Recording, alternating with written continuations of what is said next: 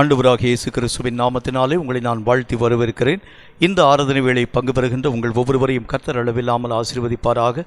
ஆராதனுடைய துவக்கமாக தலைகளை தாழ்த்தி கண்களை மூடி கர்த்தரை நோக்கி நாம் ஜெபம் செய்வோம். எங்களை அதிகமாக நேசிக்கிற எங்கள் அன்பின் பரலோக பிதாவே, ஆசீர்வதிக்கப்பட்ட இந்த நல்ல நாளுக்காக நேரத்திற்காக உம்முடைய நாமத்தை ஸ்தோத்திரிக்கிறோம். இந்த ஆராதனை வேளையிலே பங்கு பெறுகின்ற எங்கள் ஒவ்வொருவர் மேலும் உம்முடைய ஆசீர்வாதம் வல்லமை விளங்குவதாக. கர்த்தர் எங்களோடு கூட இடைப்படுகிறதை இனி வரக்கூடிய ஒவ்வொரு வேளையிலும் பிரத்யட்சமாய் நாங்கள் அறிந்து உணர ஆவியானவராகிய கர்த்தர் கிருபைகளை தந்து ஆசீர்வதித்து மேன்மைப்படுத்த வேண்டும் என்று நாங்கள் ஜெபிக்கிறோம். கர்த்தருடைய கரங்களுக்குள் எங்களையும் எங்களுடைய சகல காரியங்களையும் ஒப்புக் கொடுக்கிறோம். நீரே மேன்மைப்படுத்தும் ஆண்டவரே, இயேசு கிறிஸ்துவின் நாமத்தினால் வேண்டிக் கொள்கிறோம் எங்கள் பரிசுத்தம் உள்ள நல்ல பிதாவே.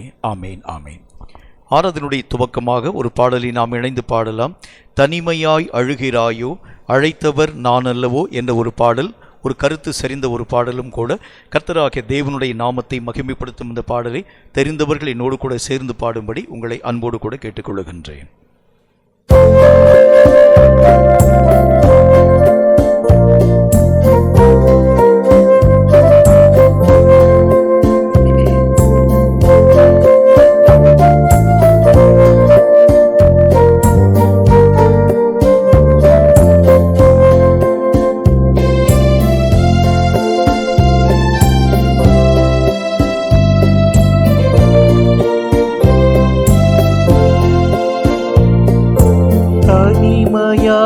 அழுகின்றாயோ, அழைத்தவர் நான் அல்லவோ, கலங்கிடாதே மகனே, உன்னை தோளில் சுகப்பே என் மகனே, கலங்கிடாதே மகளே, உன்னை நெஞ்சில் அழைப்பே என் மகளே. தனிமையாய் அழுகின்றாயோ,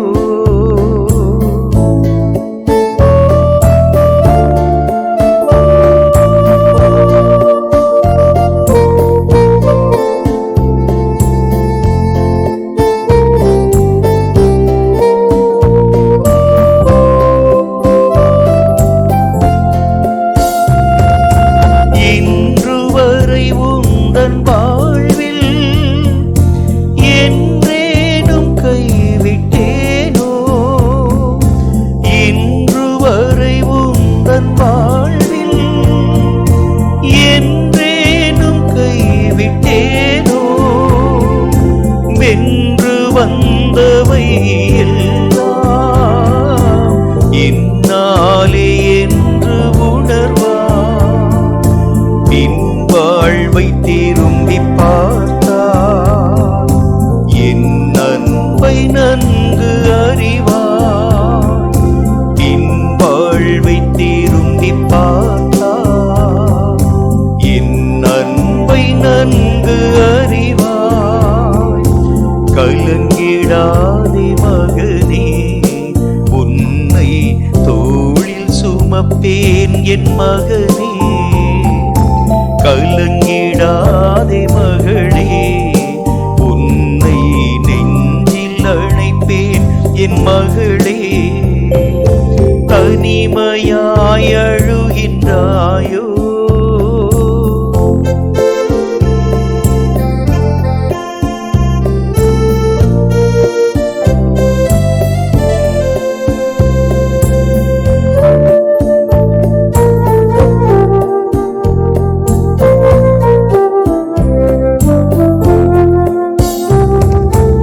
எவைகள் உன் தேவை என்று என் ஞானம் அறிந்திடாதோ, எவைகள் உன் தேவை என்று என் ஞானம் அறிந்திடாதோ, உந்தன் ஏக்கங்கள் அறிவே, தேவை உணர்ந்து நான் தருவேன், தேவையில்லாததை உன்னின்று அகற்றும் போது, தேவையில்லாததை உன்னின்று அகற்றும் போது, கலங்கிடாதே மகனே, மகனே, கலங்கிடாதே மகளே, உன்னை நெஞ்சில் அழைப்பேன் என் மகளே. தனிமையாய் அழுகின்றாயோ, அழைத்தவர் நான் அல்லவோ. கலங்கிடாதே மகனே, உன்னை தோளில் சுமப்பேன் என் மகனே. கலங்கிடாதே மகளே, உன்னை நெஞ்சில் அழைப்பேன் என் மகளே. தனிமையாய் அழுகின்றாயோ. கர்த்தருடைய பரிசுத்தமுள்ள நாமும் மகிமைப்படுத்தப்படுவதாக. இனி ஒரு பாடலை நாம் யாவரும் இணைந்து பாடுவோம். ஓ இயேசு உமது அன்பு எத்தனை பெரியது என்ற ஒரு பாடல், யாவருக்கும் தெரிந்த ஒரு பாடல். இந்த பாடலை நாம் யாவரும் இணைந்து கர்த்தருடைய நாமத்தின் மகிமைக்கு ஏதுவாக பாடலாம். ஒரு 3 கவியை நம்ம பாடுவோம்.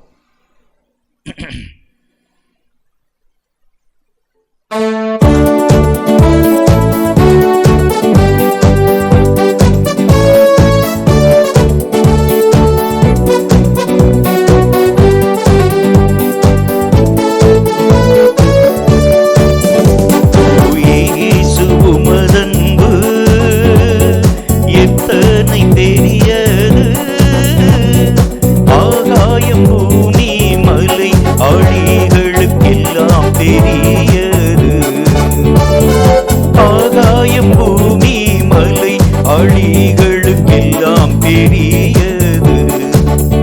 ஓயே சுமதன்பு,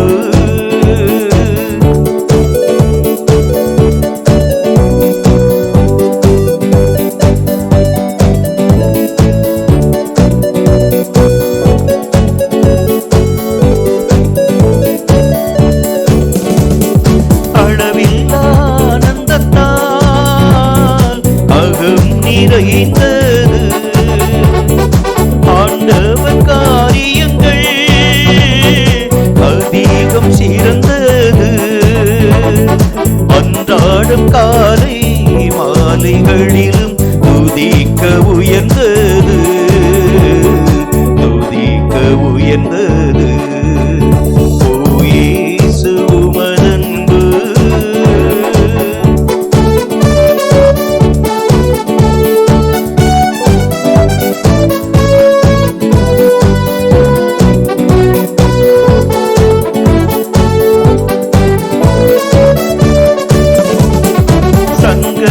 சமயங்களில் மங்கியே வாடுகிறே, துங்கனே இறங்குமென எங்கியே நாடுகிறே.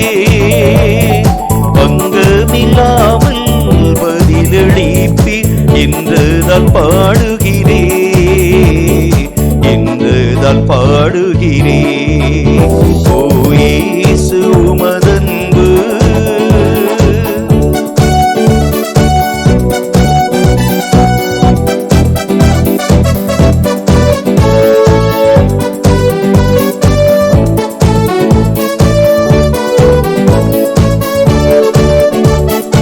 இருளாம் பள்ளத்தாக்கில் அருகியே நடந்தாலும் அருமேந்தன் மேய்ப்பராய் அருகில் இருப்பதாலும் கருணையால் என்னை கரம் பிடித்தே கர்த்தரை காப்பதாலும், கர்த்தரை காப்பதாலும்.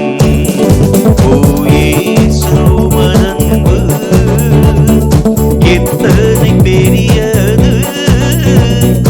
ஆகாயம் பூமி மலை அழிகளுக்கெல்லாம் பெரியது. ஆகாயம் பூமி மலை அழிகளுக்கெல்லாம் பெரியது. ஓ இயேசு உமதன்பு. கர்த்தருடைய நாமம் மகிமைப்படுத்தப்படுவதாக. இன்றைக்கும் கூட வாசிக்கும்படியாக தெரிந்து கொள்ளப்பட்ட சத்திய வேத வசனம் சங்கீதங்களின் புஸ்தகம் 138 அதிகாரம். கர்த்தராகிய தேவன் தாமே இந்த சங்கீதத்தின் மூலம் நம்மோடு பேசும்படி தலைகளை தாழ்த்தி கர்த்தரை நோக்கி கண்களை மூடி நாம் ஜெபம் செய்வோம். எங்களை அதிகமாக நேசிக்கிற எங்கள் அன்பின் பரலோக பிதாவே, ஆசீர்வதிக்கப்பட்ட இந்த நல்ல நாளிலும் நேரத்திலும் கர்த்தருடைய நாமத்தின் மகிமைக்கு ஏதுவாக வாசிக்கும்படி கர்த்தாவே உம்மால் கொடுக்கப்பட்ட இந்த சத்திய வேத பகுதிக்காக நன்றி. இவைகளை வாசித்து அறிந்து உணர்ந்து ஏற்ற நன்மைகளை நாங்கள் எங்கள் வாழ்க்கையிலே பெற்றுக்கொள்ள கிருபை தந்து ஆசீர்வதிக்க வேண்டும் என்று இயேசு கிறிஸ்துவின் நாமத்தினால் வேண்டிக் கொள்கிறோம் எங்கள் பரிசுத்தமுள்ள பிதாவே, ஆமென். 138வது சங்கீதத்தை ஆராதனையோடு நாம் இணைந்து வாசிப்போம். உம்மை என் முழு இருதயத்தோடும் துதிப்பேன், தேவர்களுக்கு முன்பாக உம்மை கீர்த்தனம் பண்ணுவேன். அல்லேலூயா அல்லேலூயா அல்லேலூயா அல்லேலூயா அல்லேலூயா அல்லேலூயா அல்லேலூயா அல்லேலூயா. உமது பரிசுத்த ஆலயத்திற்கு நேராக நான் பணிந்து உமது கிருபையின் நிமித்தமும் உமது உண்மை நிமித்தமும் உமது நாமத்தை துதிப்பேன். உமது சகல பிரஸ்தாபத்தை பார்க்கிலும் உமது வார்த்தையை நீர் மகிமைப்படுத்தி இருக்கிறீர். அல்லேலூயா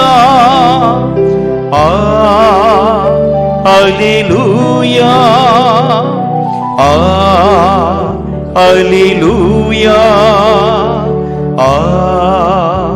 அல்லேலூயா. நான் கூப்பிட்ட நாளிலே எனக்கு மறு உத்தரவு அருளினீர், என் ஆத்துமாவிலே பலன் தந்து என்னை தைரியப்படுத்தினீர்.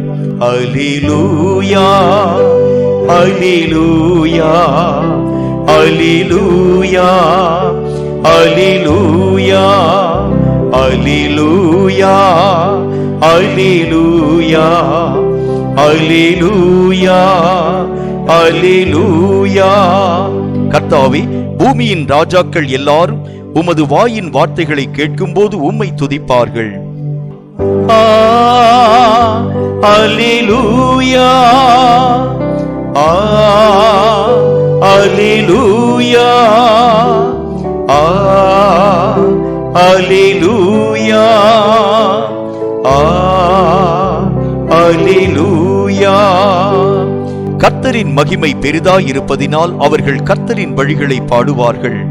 அல்லேலூயா அல்லேலூயா அல்லேலூயா அல்லேலூயா அல்லேலூயா அல்லேலூயா அல்லேலூயா அல்லேலூயா. கர்த்தர் உயர்ந்தவராயிருந்தும் தாழ்மை உள்ளவனை நோக்கி பார்க்கிறார், மேட்டிமையானவனையோ தூரத்திலிருந்து அறிகிறார்.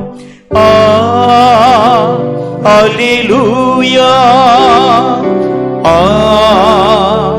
அல்லேலூயா அல்லேலூயா அல்லேலூயா. நான் துன்பத்தின் நடுவில் நடந்தாலும் நீர் என்னை உயிர்ப்பிப்பீர். என் சத்துருக்களின் கோபத்திற்கு விரோதமாக உமது கையை நீட்டுவீர். உமது வலது கரம் என்னை ரட்சிக்கும். அல்லேலூயா அல்லேலூயா அல்லேலூயா அல்லேலூயா அல்லேலூயா அல்லேலூயா அல்லேலூயா அல்லேலூயா. கர்த்தர் எனக்காக யாவையும் செய்து முடிப்பார். கர்த்தாவே, உமது கிருபை என்றும் உள்ளது. உமது கரத்தின் கிரியைகளை நெகிழவிடாதிருப்பீராக. அல்லேலூயா அல்லேலூயா அல்லேலூயா அல்லேலூயா. இப்பொழுதும் பிரியமானவர்களே, கர்த்தருடைய நாமத்தை மகிமைப்படுத்தும் ஆராதனை வேளையின் ஊடாக கடந்து போகின்றோம். இந்த வேளை மிகவும் முக்கியத்துவம் வாய்ந்த ஒரு வேளை. ஜெபத்தோடு நாம் காணப்படுகிறது உண்டானால் ஆராதனை வேளையிலே தேவன் உங்களை சந்திக்கிறதை பிரத்யட்சமாய் உங்கள் வாழ்க்கையிலே பார்க்க முடியும். ஆராதனைக்கான ஆயத்தத்தோடு கூட நாம் காத்திருக்கலாமா? ஹல்லேலூயா. தேவனாகிய கர்த்தரை நாம் எல்லாரும் இணைந்து ஆராதிக்க போகிறோம். தேவனாகிய கர்த்தர் நம்மை ஆச்சரியமாய் நடத்தி வந்த பாதைகளை நினைத்து அவர் நம்மை அற்புதமாய் அதிசயமாய் காத்து வழிநடத்தி வந்த அன்பை நினைத்து கர்த்தர் நமக்கு செய்த நன்மையான ஈவுகளுக்காக உள்ளத்தின் ஆழத்திலிருந்து நாம் எல்லாரும் ஆண்டவரை துதித்து பாடி மகிமைப்படுத்தி ஆண்டவரை ஆராதிக்கப் போகிறோம். ஆராதிக்கலாமா?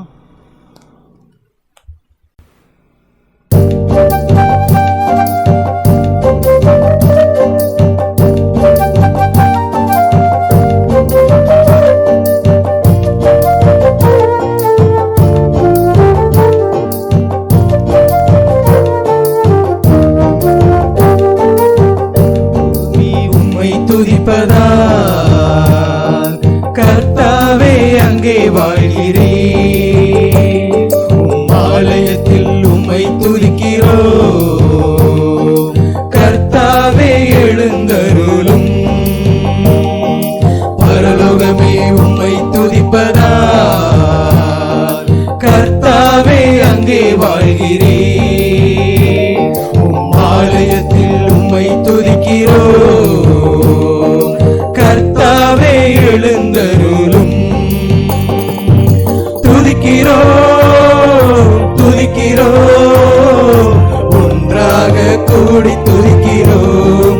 அல்லேலூயா. துதிக்கிறோம் துதிக்கிறோம், ஒன்றாக கூடி துதிக்கிறோம்.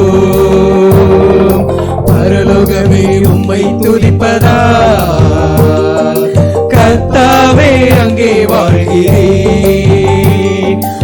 ஆலயத்தில் உம்மை துதிக்கிறோம். கர்த்தாவே எழுந்தருளும். உங்கள் நாமம் உயர்த்தும் இடத்தில் அங்கே வாசம் செய்வீர். உங்கள் நாமம் உயர்த்தும் இடத்தில் அங்கே வாசம் செய்வீர். துதிக்கிறோம் துதிக்கிறோம், ஒன்றாக கூடி துதிக்கிறோம். அல்லேலூயா. துதிக்கிறோம் துதிக்கிறோம், ஒன்றாக கூடி துதிக்கிறோம். பரலோகமே உம்மை துதிப்பதால் கர்த்தாவே அங்கே வாழ்கிறேன். ஆலயத்தில் உம்மை துதிக்கிறோம். கர்த்தாவே எழுந்தருளும். கண்மலை மீது கால்கள் நிறுத்தினீர். உன்னதங்களில் உட்காரச் செய்தீர். கண்மலை மீது கால்கள் நிறுத்தினீர். உன்னதங்களில் உட்காரச் செய்தீர். உளையான சேற்றில் உழன்ற என்னையும் தூக்கினீர் கழுவினீர் காத்து வருகிறீர். உளையான சேற்றில் உழன்ற என்னையும் தூக்கினீர் கழுவினீர் காத்து வருகிறீர். கண்மலை மீது கால்கள் நிறுத்தினீர். உன்னதங்களில் உட்காரச் செய்தீர். கண்மலை மீது கால்கள் நிறுத்தினீர். உன்னதங்களில் உட்காரச் செய்தீர். பாவங்களை மன்னித்தீர். சாபங்களை நீக்கினீர். சத்துருவின் கையினின்று விடுதலை அளித்தீர். பாவங்களை மன்னித்தீர். சாபங்களை நீக்கினீர். சத்துருவின் கையினின்று விடுதலை அளித்தீர். ஜீவனுள்ள நாளெல்லாம் உம் புகழ் பாடுவேன். ஜீவனுள்ள நாளெல்லாம் உம் புகழ் பாடுவேன். ஏசையா ஏசையா உம் புகழ் பாடுவேன். கண்கள் மீது கால்கள் நிறுத்தினீர். உன்னதங்களில் உட்காரச் செய்தீர். கண்மலை மீது கால்கள் நிறுத்தினீர். உன்னதங்களில் உட்காரச் செய்தீர். உளையான சேற்றில் உழன்ற என்னையும் தூக்கினீர் கழுவினீர் காத்து வருகிறீர். உளையான சேற்றில் உழன்ற என்னையும் தூக்கினீர் கழுவினீர் காத்து வருகிறீர். கண்மலை மீது கால்கள் நிறுத்தினீர். உன்னதங்களில் உட்காரச் செய்தீர். மீது கால்கள் நிறுத்தினே, உன்னதங்களில் உட்காரச் செய்தே.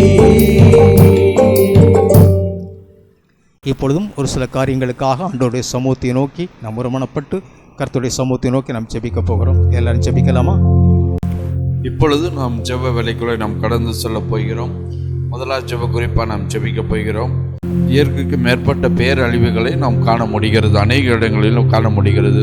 இது மழை நேரமாக இருக்கிறபடினால் அநேக இடங்களில் அநேக தேசங்களிலும் பார்த்திங்கன்னா அநேக பேரழிவுகள் உருவாக்கப்படுகிறதை நாம் காண முடிகிறது. அதனால் அநேக வீடுகள் அநேக விதமான சேதங்கள் அடைந்திருக்கிறது. இது மட்டும் வயல்கள், இருக்கக்கூடிய தோட்டங்கள், அநேக காரியங்கள் அழிவுக்கு நேராக கடந்து செல்லி இருக்கிறது. அது மட்டுமல்ல அநேக இடங்கள் ஆக்சிடென்ட் ஆகி கொண்டு இருக்கிறது. இப்படி பேரழிவுகள் அங்கங்கும் தீ பற்றி கொண்டு எரிந்து கொண்டு இருக்கிறது. பூமி எதிர்ச்சிகள் வந்து கொண்டு இருக்கிறது. அங்கு அநேக விதமான காரியங்கள் இப்படி பல வழிகளிலே பேரழிவுகள் சந்தித்து அநேக ஜனங்கள் மரித்து போயிருந்து நம்ம கேள்விப்பட்டு இருக்கிறோம். நம்ம இந்த அழிவுகள் வராதபடிக்கு எல்லாவற்றிலும் கர்த்தராகிய தேவன் ஆசீர்வதித்து கொடுக்க முடியாக நாம் யாராவது ஒரு வருஷம் பண்ணுவோம். சர்வ வல்லமையுள்ள தேவனே, உடைய நாமத்தை நாங்கள் ஸ்தோத்திரிக்கிறோம். ஆண்டவரே, மகிமைப்படுத்துகிறோம். தகப்பனே கர்த்தாவே, ஆண்டவரே, எங்களுடைய தேசத்திலே பாதித்திருக்கக்கூடிய தகப்பனே கர்த்தாவே, ஆண்டவரே, இந்த இப்படிப்பட்ட மழை பேரழிவு வெள்ளங்களுக்காக உடைய சமூகத்தை நோக்கி நாங்கள் ஜெபிக்கிறோம். தகப்பனே கர்த்தாவே, அநேக விதமான மலை பிரதேசங்களிலே, மண் சரிவுகளிலே கர்த்தாவே, ஜனங்கள் சிக்குண்டு தகப்பனே, எத்தனையோ விதமான ஜனங்களை இலக்க கொடுத்தார்களே தகப்பனே கர்த்தாவே. பெரு வெள்ளத்தினாலே எத்தனையோ விதமான குடியிருப்பு பகுதிகளிலே தண்ணீர் சூழ்ந்து அவர்கள் வாழ தகுதியற்ற ஒரு இடமாக மாற்றப்பட்டு அவர்கள் யாவரும் தகப்பனே கர்த்தாவே தங்கள் குடியிருப்பு பகுதியிலிருந்து வெளியேற்றப்பட்டு கர்த்தாவே இனி என்ன செய்வோம் என்று அங்கலாய்த்து கொண்டு காணப்படுகிறார்களே தகப்பனே கர்த்தாவே. அப்படிப்பட்ட ஒவ்வொரு மக்களுக்காக நாங்கள் ஜெபிக்கிறோம் தகப்பனே கர்த்தாவே. மீண்டும் இப்படிப்பட்ட பெரு வெள்ளங்கள் கர்த்தாவே, அநேக விதமான மண் சரிவுகள் வந்து கர்த்தாவே ஜனங்களை வேதனைக்கு உட்படுத்தி ஆள்படுத்தி விடாதபடிக்கு தகப்பனே கர்த்தாவே, ஒவ்வொருவருடைய பாதுகாப்பிற்காக உடைய சமூகத்தை நோக்கி நாங்கள் ஜெபிக்கிறோம் தகப்பனே கர்த்தாவே. இயற்கைகளுக்கு எல்லைகளை வகுத்த சர்வ வல்லமையுள்ள தேவனாகிய கர்த்தர்தாமே தகப்பனே கர்த்தாவே, இப்படிப்பட்ட எல்லா பேரழிவுகளினின்றும் கர்த்தாவே ஜனங்களை பாதுகாத்தருளும்படியாக நாங்கள் ஜெபிக்கிறோம் ஆண்டவரே கர்த்தாவே. அதிகப்படியான மழை பெய்வதினாலே கர்த்தாவே, இப்படிப்பட்ட நீரினாலே ஜனங்கள் அழிக்கப்பட்டு விடாதபடிக்கும், மழை பெய்யாமல் இருப்பதினாலே கர்த்தாவே ஜனங்கள் ஆண்டவரே கர்த்தாவே வறுமையிலே வாடிவிடாதபடிக்கும் தகப்பனே கர்த்தாவே, தேசத்திற்கு தேவையான நல்ல ஆசீர்வாதமான மழையை கர்த்தர் நீர் கொடுத்தருளும்படியாக நாங்கள் ஜெபிக்கிறோம் ஆண்டவரே கர்த்தாவே. மழை சார்ந்த அநேக விதமான பகுதிகளுக்காக நாங்கள் ஜெபிக்கிறோம் ஆண்டவரே கர்த்தாவே. ஒவ்வொரு கர்த்தாவே அந்த பகுதிகளிலே வாசிக்கக்கூடிய ஒவ்வொரு மக்களும் ஆண்டவரே கர்த்தாவே பாதுகாப்பாய் காணப்படும்படியாக நாங்கள் ஜெபிக்கிறோம் ஆண்டவரே கர்த்தாவே. அநேக விதமான மலை பிரதேசங்களிலே காணப்படக்கூடிய ஜனங்கள் தங்களுடைய உயிர்களை ஆண்டவரே கைகளிலே ஏந்தி கொண்டு காணப்படுகிறார்களே தகப்பனே கர்த்தாவே. அவர்கள் ஒவ்வொருவரும் கர்த்தாவே சமாதானமாய் குடியிருப்பதற்கு தேவையான கர்த்தாவே நல்ல ஒரு கர்த்தாவே இயற்கையினுடைய அனுகூலத்தை கர்த்தர் அவர்களுக்கு உருவாக்கி கொடுத்தருளும்படியாக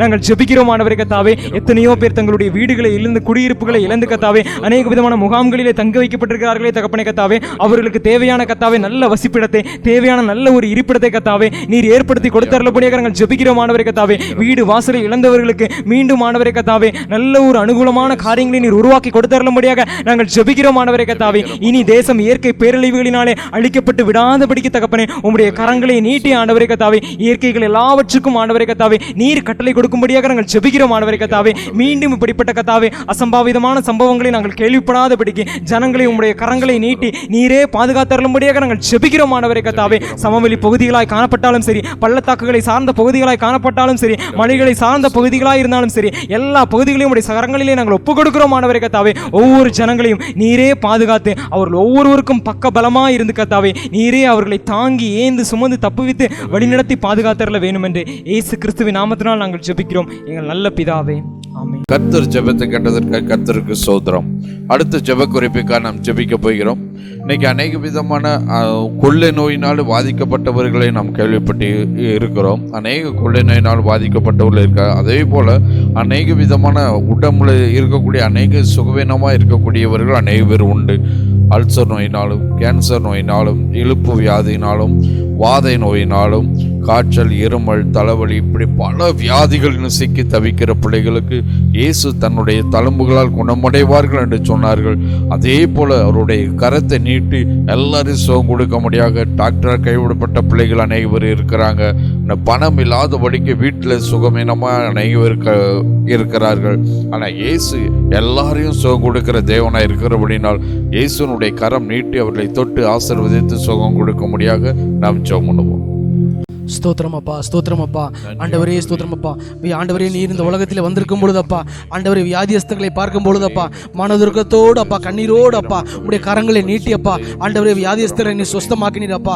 ஆண்டவரே ஸ்தோத்திரம் அப்பா. கொடூர வியாதியினால் அப்பா ஜனங்கள் எவ்வளவு வேதனைப்படுவார்கள் என்பதை ஏசப்பா நீர் அறிவீர் தகப்பனே. ஸ்தோத்திரம் அப்பா. இந்த ஆண்டவரே விஞ்ஞானம் பெருகி இருக்கிற இந்த கடைசி காலத்துல அப்பா நோய்களும் ஆண்டவரே ஏராளமாக பெருகி இருக்கிறது என்பதை ஏசப்பா நாங்கள் அறிவோமே தகப்பனே. ஸ்தோத்திரம் ராஜா. அனைத்து மருத்துவமனைகளிலும் அப்பா ஆண்டவரே நோயானால் பாதிக்கப்பட்ட ஜனங்கள் அப்பா ஆண்டவரே நிரம்பி ஆண்டவர் நிறைந்திருக்கிறார்களே தகப்பனே. ஸ்தோத்திரம் அப்பா. ஆண்டவர் எத்தனையோ மருத்துவமனைகளில் ஆண்டவரே உயிருக்கு போராடி கொண்டிருக்கிற ஜனங்களுக்காக இப்பொழுது நாங்கள் கர்த்தருடைய நாமம் தரிக்கப்பட்ட ஆண்டவருடைய பிள்ளைகளாக நாங்கள் ஜெபிக்கிறோம் அப்பா. ஒவ்வொரு ஐசியூல இருக்கிற பிள்ளைகள் எல்லாரும் அப்பா இயேசுவின் நாமத்தில் சுகமாகட்டும் அப்பா. கொடூர வியாதி ஆண்டவரே கேன்சர் போன்ற கொடூர வியாதினால இயேசுப்பா ஆண்டவரே மருத்துவரால் கைவிடப்பட்ட ஜனங்கள் ஒவ்வொருவருக்காக நாங்கள் ஜெபிக்கிறோம் அப்பா. ஆண்டவரே நீர் அப்பா இந்த உலகத்தில் வந்து ஒவ்வொரு ஜனங்களுடைய வியாதியும் அப்பா சிலுவையிலே சுமந்து தீர்த்தீர் அப்பா. ஸ்தோத்திரம் அப்பா. அப்பா உம் நாமம் தரிக்கப்பட்ட உம்முடைய பிள்ளைகளாகி நாங்கள் அப்பா மரணத்திற்கு அருகாமையில் இருக்கிற ஒவ்வொரு ஜனங்களுக்காகவும் அப்பா உம்மை நோக்கி நாங்கள் மன்றாடி ஜெபிக்கிறோம் அப்பா. ஆண்டவரே ஒருவரும் ஆண்டவரே வியாதியால் மரணம் அடையாதபடிக்கு அப்பா கர்த்தர் அப்பா ஸ்தோத்திரம் அப்பா விடுதலை தரும்படியாக நாங்கள் ஜெபிக்கிறோம் அப்பா. அது மாத்திரமல்ல தகப்பனே ஆண்டவரே பண வசதி இல்லாமல் அப்பா மருத்துவமனைக்கு செல்ல முடியாமல் அப்பா ஆண்டவரே வீடுகளிலே முடங்கி இருக்கிற ஜனங்களுக்காக நாங்கள் பரிதபிக்கிறோம் அப்பா.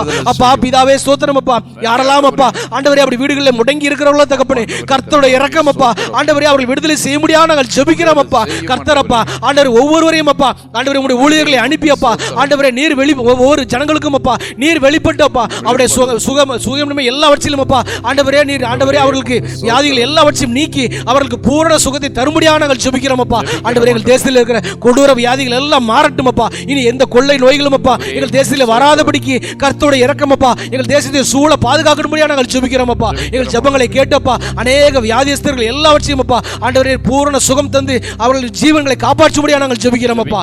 இயேசு கிறிஸ்துவின் நாமத்தில் ஜெபிக்கிறோம் பிதாவே. ஆமென். கர்த்தர் ஜெபத்தை கேட்டதற்கு கர்த்தருக்கு ஸ்தோத்திரம்.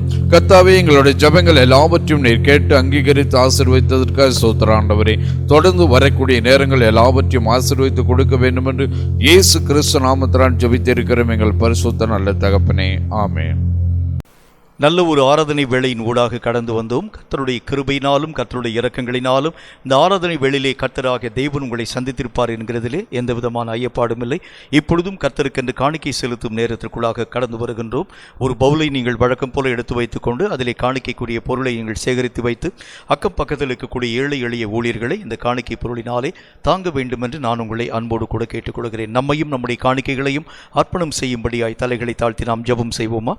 எங்களை அதிகமாக எங்கள் அன்பின் பரலோக பிதாவை, ஆசீர்வதிக்கப்பட்ட இந்த நல்ல நாளிலும் கர்த்தருக்கென்று காணிக்கை செலுத்தும் நல்லதொரு நேரத்தை நீர் எங்களுக்கென்று ஏற்படுத்தி தந்தீர். அதற்காக உம்முடைய நாமத்தை ஸ்தோத்திரிக்கிறோம்.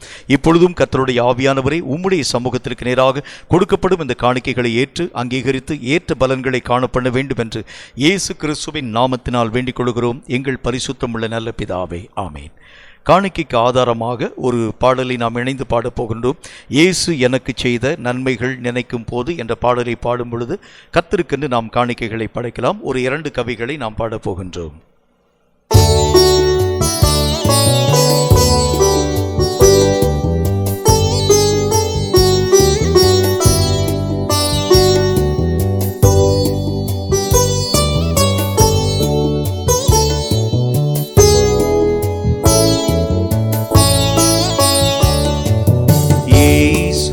எனக்கு செய்த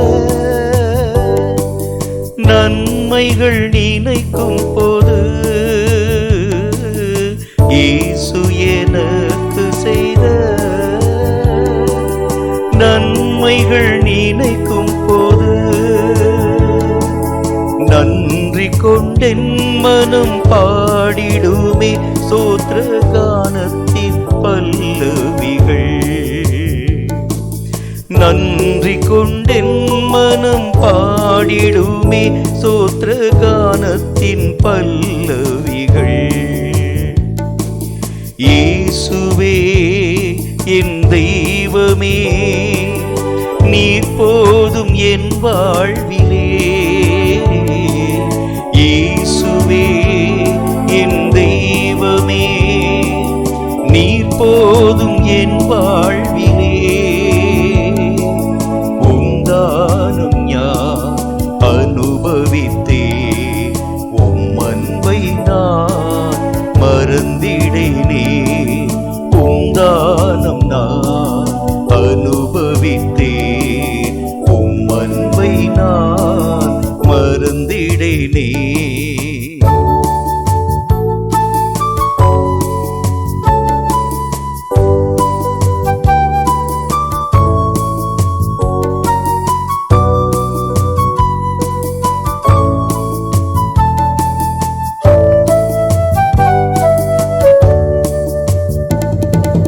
இயேசுவே உந்தன் அன்பை ஏற்க நான் தள்ளி சென்றேன். இயேசுவே உந்தன் அன்பை ஏற்க நான் தள்ளி சென்றேன். அன்று நான் அஞ்ஞனாய் அநாதையாய் நின்றேன், என்றோவும் சொந்தமானேன். அன்று நான் அஞ்ஞனாய் அநாதையாய் நின்றேன், என்றோவும் சொந்தமானேன். இயேசுவே என் தெய்வமே, நீர் போதும் என் வாழ்விலே.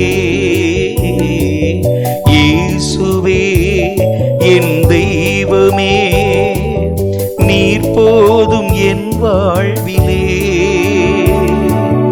உந்தானம் நான் அனுபவித்தேன், உம் அன்பை நான் மறந்திடேனே. உந்தானம் நான் அனுபவித்தேன், உம் அன்பை நான் மறந்திடேனே. கொடுக்கப்பட்ட காணிக்கைகளுக்காக தலைகளை தாழ்த்தி கர்த்தரை நோக்கி நாம் ஜெபம் செய்வோம். எங்களை அதிகமாய் நேசிக்கிற எங்கள் அன்பின் பரலோக பிதாவே, ஆசீர்வதிக்கப்பட்ட இந்த நல்ல நாளிலும் கர்த்தருக்கென்று காணிக்கைகளை படைக்கும் நல்லதொரு வேளையை தந்தீர். எங்களையும் எங்களுடைய காணிக்கையாகிய பலிகளையும் அங்கீகரித்து ஏற்றுக்கொண்டு ஏற்ற பலன்களை இம்மையிலும் மறுமையிலும் நாங்கள் எங்கள் வாழ்க்கையை தடையில்லாமல் பெற்றுக்கொள்ள ஆவியானவராகிய கர்த்தர் கிருபைகளை தந்து ஆசீர்வதிக்க வேண்டும் என்று இயேசு கிறிஸ்துவின் நாமத்தினால் வேண்டிக் கொள்கிறோம் எங்கள் பரிசுத்தமுள்ள நல்ல பிதாவே. ஆமீன், ஆமீன். கர்த்தருக்குள் பிரியமானவர்களே, கர்த்தருடைய வார்த்தைகளை நாம் தியானிக்கும்படி கடந்து வரப் போகின்றோம். ஜெபத்தோடு காத்திருக்கும் பொழுது கர்த்தர் பேசுகிறதை பிரத்யேகமாய் பிரத்யட்சமாய் உங்கள் வாழ்க்கையிலே நீங்கள் கண்கூடாய் அறிந்து கொள்ள முடியும். கர்த்தருடைய வார்த்தைகளுக்காய் ஆழமாய் நாம் நம்முடைய வாழ்க்கையிலே காத்திருக்கலாமா? ஆண்டவராகிய இயேசு கிறிஸ்துவின் நாமத்தினாலே உங்களை நான் வாழ்த்தி வரவேற்கிறேன். கர்த்தருடைய கிருபையினாலும் அவருடைய பரிசுத்தமுள்ள இரக்கங்களினாலும் கடைசி கால கிறிஸ்தவ நிலை என்கிற தலைப்பின் கீழாக அநேகம் விசேஷமான காரியங்களை நம்முடைய தியானத்திலே பார்த்து கொண்டு வருகின்றோம்.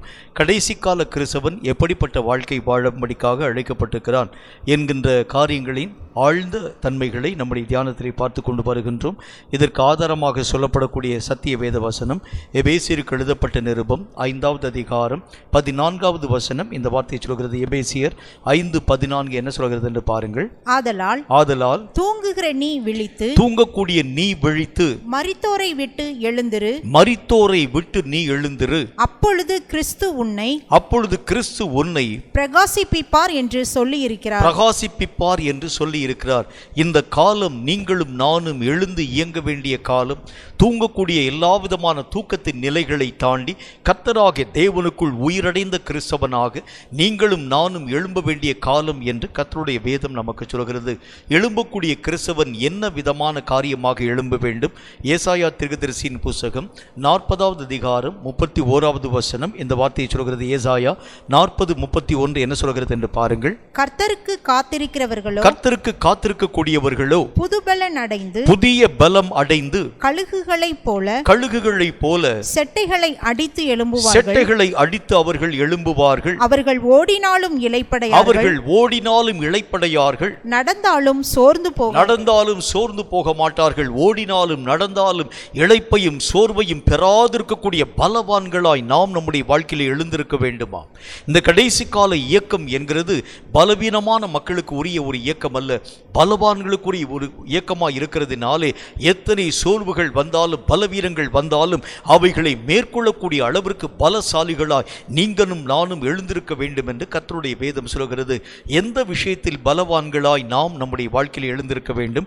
1 கொரிந்தியரின் புத்தகம் 15வது அதிகாரம் 44வது வசனம் இந்த வார்த்தை சொல்கிறது. 1 கொரிந்தியர் 15:44 என்ன சொல்கிறது என்று பாருங்கள்.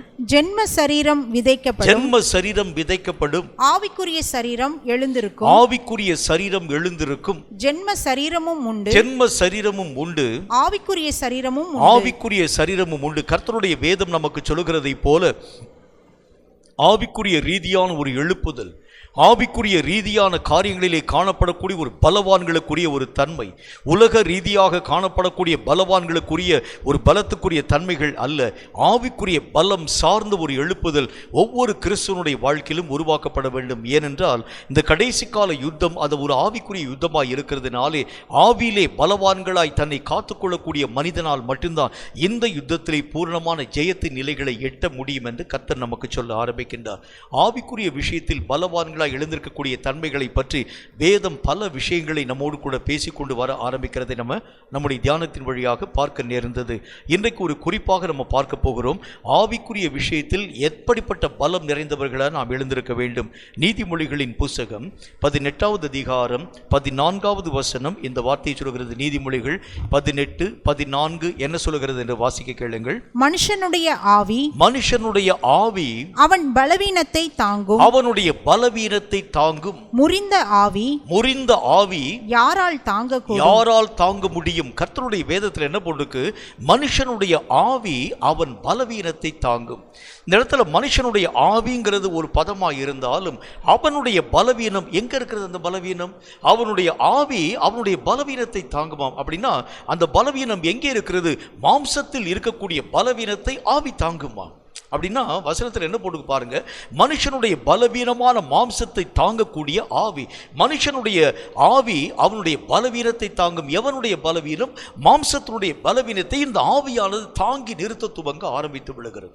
மாம்சம் நீங்களும் நானும் நினைக்கிறதை போல பலம் நிறைந்தவைகளாக காணப்படக்கூடிய ஒன்று அல்ல. சில விஷயங்களை பார்க்கக்கூடிய நேரங்களிலே இந்த மாம்சம் பலவீனப்படுத்தப்பட ஆரம்பித்து விடுகிறதை பார்க்க முடியும். சில நேரங்களில் இந்த மாம்சம் பலசாலிகளைப் போல தன்னுடைய காரியங்களை உருவாக்கக்கூடிய இந்த மாம்சம் சில நேரங்களில் தன்னை அறியாமல் ஒளித்துக் கொள்ளக்கூடிய தன்மைகளை நோக்கி கடந்து போகிறதை பார்க்க முடியும். ஆகவேதான் கர்த்தர் சொல்லுகின்றார், பலம் நிறைந்த ஒவ்வொரு ஆவியும் இந்த மாம்சத்தின் பலவீனங்களை தாங்க வேண்டியது அவசியம். பிரச்சனைகள் வரக்கூடிய நேரத்தில் மாம்சங்கள் ஓடி ஒழிய ஆரம்பிச்சிடும். கஷ்டங்கள் வரக்கூடிய நேரத்தில் மாம்சம் ஓடி ஒழிக்கப்படுகிறதை பார்க்க முடியும். இந்த ஆவியை போல பலம் நிறைந்ததாக இந்த மாம்சம் தன்னுடைய வாழ்க்கையிலே ஒரு நாளும் இயக்கத்தின் ஊடாக கடந்து போகிறது இல்லை. பிரச்சனை வரக்கூடிய வரைக்கும் எங்கும் அங்கும் இயங்கக்கூடிய மாம்சம் பிரச்சனை என்று வரக்கூடிய அந்த நேரத்தில் மாம்சம் ஓடி ஒளிந்து கொள்ள ஆரம்பிக்கிறதை பார்க்க முடியும். நல்ல ஒரு உதாரணம் சொல்றேன் பாருங்க. இயேசு கிறிஸ்துவை ஆவியாகவும் அவருடைய சீஷர்களை மாம்சமாகவும் வைத்து நான் உங்களோடு கூட பேசுகிறேன்.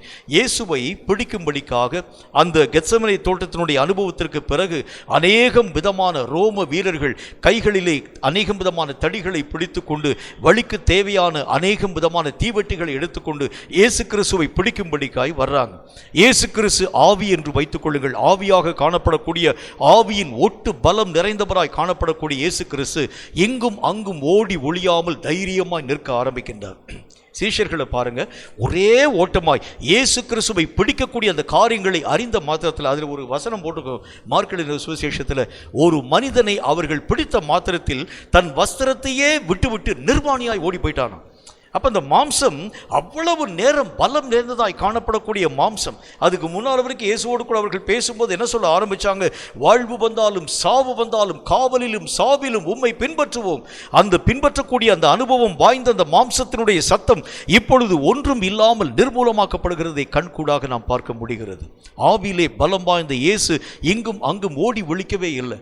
ஆனால் மாம்சத்திலே நிறைந்திருக்கக்கூடிய சீஷர்கள் எல்லாரும் இங்கும் அங்கும் சிதறி போக ஆரம்பிக்கிறதை கர்த்தருடைய வேதம் நமக்கு சொல்ல ஆரம்பிக்கிறது. இதுதான் இந்த மாம்சத்தினுடைய பலவீனங்களை தாங்கவே இந்த ஆவி பலம் நிறைந்ததாக எழும்ப வேண்டும். மாம்சத்திலே காணப்படக்கூடிய பலவீனங்கள் என்ன? சில பலவீனங்களை பற்றி நீங்களும் நானும் மெய்யாகவே அறிந்து கொள்ள வேண்டியது அவசியம். வேதம் சொல்லக்கூடிய முதல் பலவீனம் என்னன்னு பாருங்க. ரோமருக்கு எழுதப்பட்ட நிருபம் 7வது அதிகாரம் 18வது வசனம் இந்த வார்த்தையை சொல்கிறது. ரோமர் 7:18 சற்று நிதானமாய் வாசிக்க கேளுங்கள். அது எப்படி எனில் என்னிடத்தில் அதாவது என் மாம்சத்தில், அதாவது என்னுடைய மாம்சத்தில், அவர் முதல்ல என்ன சொல்றாரு? என்னிடத்தில், குறிப்பாக என்னுடைய மாம்சத்தில், வாசிங்க, நன்மை வாசமாய் இருக்கிறது இல்லை என்று, நன்மை வாசமாய் இருக்கிறது இல்லை என்று நான் அறிந்திருக்கிறேன். எப்படி சொல்றாரு? இந்த நன்மையான காரியங்கள் எல்லாவற்றையும் ஏற்க மனமற்றது இந்த மாம்சம். நன்மையான காரியங்கள் எல்லாம் பரத்திலிருந்து உருவாக்கப்படக்கூடியவை. நன்மையான விஷயங்கள் எல்லாம் ஆண்டவராகிய தேவனுடைய ஆதரத்திலிருந்து புறப்பட்டு வரக்கூடியவை. என்றால் நன்மை செய்யும்படிக்காக சுற்றித் திரிந்த இயேசு, நன்மையான காரியங்களையே முதற் பலனாய் வைத்திருக்கக்கூடிய இயேசு, இயேசுடைய கிரியைகள் எல்லாம் நன்மை நன்மை நன்மை நன்மைதானே தவிர அந்த நன்மைக்கு தாண்டி வேறு எந்த விதமான விஷயமும் இயேசுடைய கிரியைகளை காணப்பட முடிகிறது இல்லை. அப்படின்னா அந்த மாம்சம் எதை ஏற்க மனமற்றதாக இருக்கிறது? நன்மை செய்யக்கூடிய இயேசுவையும் இயேசுனுடைய கிரியைகளையும் ஏற்க மாம்சத்தினால் முடிகிறது இல்லை. சில நேரங்களில் ஆண்டவராகிய தேவன் சொல்லக்கூடிய வார்த்தையை பாருங்கள். உன்னை ஒருவன் 1 மைல் தூரம் வர பலவந்தம் பண்ணினால் 2 மைல் தூரம் நீ அவனோடு கூட போ. 2வது காரியம் சொல்லுகின்றார், உன்னுடைய வஸ்திரத்தை எடுத்துக்கொள்ள வேண்டும் என்று இருக்கக்கூடியவனுக்கு உன்னுடைய அங்கிகளையும் விட்டுக்கொடு. 3வது காரியம் சொல்லுகின்றார், உன்னை ஒருவன் வலது கன்னத்திலே அறைந்தால் இடது கன்னத்தையும் திருப்பி காண்பி. ஆண்டவருடைய வேதம் சொல்லக்கூடிய வார்த்தையினுடைய அடிப்படையிலே கர்த்தர் எதை சொல்லுகின்றார்? இந்த மாம்சம் இந்த விஷயங்களை ஏற்காது. ஒரு வஸ்திரத்தை ஒருவன் பிடுங்குகிறது உண்டானால் இன்னொரு அங்கியை எந்த மனிதன் விட்டுக் கொடுப்பான்? யோசிச்சு பாருங்க. உன்னை ஒருவன் 1 மைல் தூரம் வரும்படிக்காக பலவந்தம் பண்ணினால் நான் உன்னோடு கூட 2 மைல் தூரம் வருகிறேன் என்கிற ஒரு வார்த்தை எந்த மனிதன் பேசுவார்? மாம்சம் இந்த மாதிரியான கிரியைகளை ஏற்க மனமற்றதாக இருக்கிறது. கர்த்தருடைய வேதம் சொல்கிறது, நன்மையான எந்த விஷயத்தை மாம்சம் ஏற்கக்கூடிய மனம் பக்குவம் அற்றதாக காணப்படக்கூடிய இந்த நிலைகளிலே இந்த பலவீனத்தை தாங்க உங்கள் ஆவியும் என் ஆவியும் எழும்ப வேண்டும். எப்படி எழும்ப வேண்டும்? இந்த மாம்சம் யாரை நேசிக்கும்? யாரை அதிகமாய் நேசிக்க துவங்க ஆரம்பிக்கிறது? நல்லா யோசிச்சு பாருங்க. நம்முடைய மாம்சத்தினுடைய வாழ்க்கையிலே யாரை நாம் அதிகமாக நேசிக்க ஆரம்பிக்கின்ற, ஒருவேளை நம்முடைய சபை போதகரை பார்க்கக்கூடிய நீங்களும் நானும் சொல்லுவோம், ஐயா உங்களை நேசிக்கிறது மாதிரி நான் வேற யாரையும் நேசித்தே இல்லைன்னு சொல்லக்கூடிய ஒவ்வொரு மனிதர்களாக காணப்படக்கூடிய நம்முடைய வாழ்க்கை. ஆனால் பிரச்சனை என்று வரக்கூடிய நேரத்தில், கஷ்டம் என்று வரக்கூடிய நேரத்தில் சபை போதகரை தனியாக விட்டு ஒதுங்கி நின்று வேடிக்கை பார்க்கக்கூடிய மக்களுடைய நிலை. கொஞ்ச நாளைக்கு முன்னால் சேலம் மாவட்டத்தில் ஒரு பெரிய பிரச்சனை ஒன்று நடந்தது. சபை நடந்து கொண்டிருக்கக்கூடிய நேரத்தில் சில தேவனை அறியாதிருக்கக்கூடிய மக்கள் உள்ளே வந்துட்டாங்க. உள்ளே வந்து அந்த சபை போதகருடைய கழுத்தை பிடித்து, அவருடைய சட்டையை பிடித்து இழுத்து, உன்னை யார் இங்கே ஊழியம் பார்க்கும்படிக்காக அனுமதித்தது? யாருடைய பெர்மிஷன் பேரில் நீ வர ஆரம்பித்தாய் என்று சொல்லி அவரை அடி போட்டு அடிக்கிறாங்க. சுற்றிலும் இருக்கக்கூடிய விசுவாசிகள் ஆண்டவராகிய தேவனை ஏற்றுக்கொண்டு அந்த சபை ஊழியரின் மூலமாய் கர்த்தருடைய ரட்சிப்பை பெற்றுக்கொண்டிருக்கக்கூடிய விசுவாசிகள் ஒருத்தர் கூட எதிர்த்து பேசவே இல்லை. எல்லாரும் நின்று வேடிக்கை பார்க்குறாங்க. சில பேர் ஒரு படி மேலே போய் என்ன செய்கிறாங்க, கையில் வைத்திருக்கக்கூடிய மொபைல் ஃபோனை வைத்து வீடியோ எடுத்துகிட்டு இருக்கிறாங்க. அந்த பாஸ்டர் அடி வாங்கி வாயிலா ரத்தம் ஒழுகக்கூடிய நேரத்தில் ஆண்டவராகிய தேவனுடைய நாமத்தை சொல்லக்கூடிய அந்த மனிதனுக்கு இத்தனை பாடுகள் வரக்கூடிய நேரத்தில் ஒருவனாகிலும் தட்டி கேட்கும்படிக்காய் வந்தானா என்றால் இல்லை. வேதம் சொல்லக்கூடிய வார்த்தையினுடைய அடிப்படையிலே ஆண்டவராகிய தேவன் நமக்கு சொல்லுகின்றார், நன்மையான விஷயங்களை ஏற்காதிருக்கக்கூடிய தன்மை. ஆண்டவராகிய தேவனுக்கு பிரியமான காரியங்களை ஏற்க மனம் இருக்காது. எங்கே இப்படிப்பட்ட காரியங்களை செய்ய ஆரம்பிக்கிறது உண்டானால் எங்களையும் பிடித்து விடுவார்களோ? அந்த ஆண்டவராகிய தேவனோடு கூட காணப்பட்டிருக்கக்கூடிய சீஷர்களுடைய நிலையும் அதுதான். எங்கே இயேசுவை காப்பாற்ற நான் கடந்து போகிறது உண்டானால் என்னையும் கொண்டு போய் சிலுவையில் அடைத்து விடுவார்கள் என்று சொல்லி பயந்து ஒரே ஓட்டமாய் ஓடி போக ஆரம்பித்தாங்க. நன்மையான காரியங்களை பெற்ற நாம் நன்மை செய்ய திராணிகளை இழக்கிறதுனுடைய மூல காரணம் என்ன தெரியுமா? மாம்சீக பிரகாரமான நிலைகளினாலே நன்மைகளை ஏற்கவும் முடிகிறது இல்லை, நன்மையை வாசம் பண்ண அனுமதிக்கிறதும் இல்லை. நம்முடைய சொந்த பந்தங்களுக்காய் உயிரை கூட கொடுப்போமே தவிர எல்லா ஜனங்களையும் சொந்தத்தை போலவும் பந்தத்தை போலவும் உறவின் மக்களைப் போலவும் எவனாலும் இந்த உலகத்தில் நேசிக்கவே முடியாது. அடித்து சொல்கிறேன், யாருனாலும் நேசிக்க முடியாது. என் பிள்ளை, என்னுடைய வீட்டுக்காரன், என்னுடைய அப்பா, என்னுடைய அம்மா, இவங்களுக்கு வைக்கக்கூடிய பாசத்திற்கு முன்பதாக எந்த மனிதனையும் உன்னாலும் என்னாலும் நேசிக்கவே முடியாது. நீங்களே உங்களுடைய நெஞ்சை சொல்லி பாருங்க, யோசிச்சு பாருங்க. யாரை நீங்கள் அதிகமாய் உங்களால் நேசிக்க முடிகிறது? உங்கள் சபை போதகரை நேசிக்க முடியுமா? உங்க கூட இருக்கக்கூடிய விசுவாசை நேசிக்க முடியுமா? எங்கள் அப்பாவை காட்டில் அவர் தாங்க நேசிக்கிறேன் உங்களால் சொல்ல முடியுமா? இல்லையே. வேதம் சொல்லக்கூடிய வார்த்தையின்படி நன்மை என்னுடைய மாம்சத்திலே வாசம் பண்ணுகிறதே இல்லை. எல்லா ஜனங்களையும் நேசிக்க வேண்டும் கர்த்தர் சொன்னார். ஆண்டவராகிய தேவன் சொல்லிவிட்டு தன்னுடைய தாய் அழைத்த மாத்திரத்தில் இயேசு தாயை பின்பற்றி போகல. எல்லா ஜனங்களும் பேசிக் கொண்டிருக்கக்கூடிய நேரத்தில் இயேசுனுடைய சீஷர்களிலே சில பேர் வந்து சொல்றாங்க, ஆண்டவரே உம்மை பார்க்க உம்முடைய தாயும் உம்முடைய குடும்பத்தை சார்ந்திருக்கக்கூடிய மக்களும் வெளியே வந்து நிற்கிறாங்க. இயேசு கிறிஸ்து உடனே, சரிப்பா கொஞ்ச நேரம் வெயிட் பண்ணுங்க, நான் போய் அவங்கள போய் பார்த்து செய்ய வேண்டிய கடமைகளை நான் செய்துவிட்டு வருகிறேன் என்று சொல்லி ஒரு வார்த்தை கூட சொல்லல. யார் என்னுடைய தாய், யாருடைய சகோதரன் சகோதரி? நீங்கள் தானே கர்த்தருடைய வார்த்தைகளை கேட்கக்கூடிய நீங்கள் தானே. அப்படி உங்களால் என்னால் நேசிக்க முடியுமான்னு யோசிச்சு பாருங்க. யாரை உங்களாலும் என்னாலும் நேசிக்க முடிந்தது? யாருக்காக உயிரை உங்களாலும் என்னாலும் கொடுக்க முடிகிறது? நம்ம சபையில் வரக்கூடிய ஒருவனுக்காக உங்களுடைய கிட்னியை கொடுக்க முடியுமா? உங்களுடைய கண்ணை பிடிங்க கொடுக்க முடியுமா? வேதம் சொல்லக்கூடிய நல்ல ஒரு வார்த்தையின்படி நன்மை வாசமாய் இராதிருக்கக்கூடிய இந்த மாம்சம் ஆவியினால் மறுரூபம் அடைய வேண்டியது அவசியம். நன்மை வாசமாய் இராதிருக்கக்கூடிய மாம்சம், இந்த மாம்சம் வாயில பேசும், நிறைய பேசும். உனக்காக உயிரே கொடுப்பேன், உனக்காக எல்லா காரியங்களையும் தர ஆயத்தமாக இருக்கிறேன், எல்லா விஷயத்தையும் தருவேன், உன்னால என்னால செய்யவே முடிகிறது இல்லை. அது யாராயிருந்தாலும் சரிதான். வேதம் சொல்லக்கூடிய நல்ல ஒரு வார்த்தையின் அடிப்படையிலே கர்த்தர் சொல்லுகின்றார், நன்மை வாசமாய் இராதிருக்கக்கூடிய இந்த மாம்சம் முதல் காரியம் ஆவியினால் பலப்படுத்தப்பட வேண்டியது அவசியம். எல்லா விஷயத்தையும் ஒரே மாதிரி நேசிக்கக்கூடிய மனப்பக்குவம் எப்போ நம்முடைய வாழ்க்கையிலே வர ஆரம்பிக்கும்? என் பிள்ளைக்கு செய்யக்கூடிய மாதிரி மற்றவனுடைய காரியத்திற்கும் செய்ய என்னால் முடிகிறதா? முடியலையே. மற்றவனை என்னுடைய பிள்ளைக்கு இருக்கக்கூடிய ஒரு காரியத்தை போல நேசிக்க முடிகிறதா? முடியலையே. என்னுடைய வீட்டில் இருக்கக்கூடிய மக்களுக்கு நான் செய்யக்கூடிய கடமையை போல மற்றவனுக்கு செய்ய என்னால் முடியுதா? முடியலையே.